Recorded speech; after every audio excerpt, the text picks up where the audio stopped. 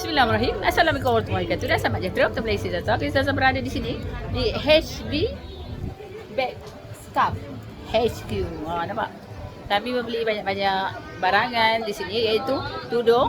Ada tudung, ada shawl kat sini. Dan ada benang cabutan tua. Okey, tanya dengan yang di sini. Dia pada bila buka dia? Kita memang ada kedai dekat Taman Samudra. Sekarang kita buka dekat Bazar Pesalam lah.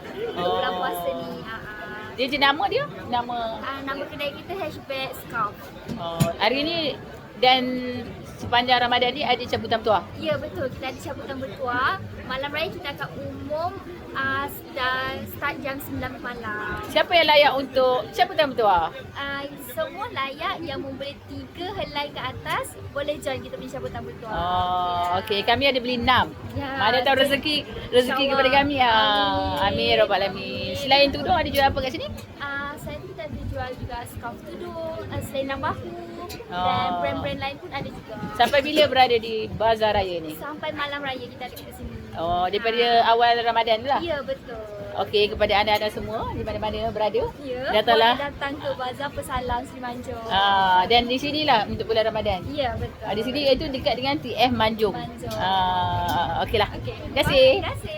Okeylah, kita jumpa di video selanjutnya. Sebab kami tak sabar nak melihat lagi tudung yang kami beli di sini. Kita jumpa di video selanjutnya. Jangan lupa subscribe, like, share dan komen YouTube kami. Okey, sebab nak masukkan cabutan bertuah. Bismillahirrahmanirrahim. Bismillahirrahmanirrahim. Okey, ni antara hadiah yang menang boleh dimenangi. Okeylah, ni bersama dengan mak. Mak beli tudung di sini. Berapa kita beli sini? 6 helai.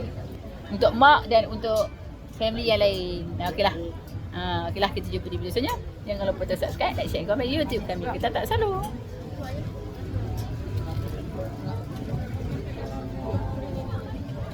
Macam?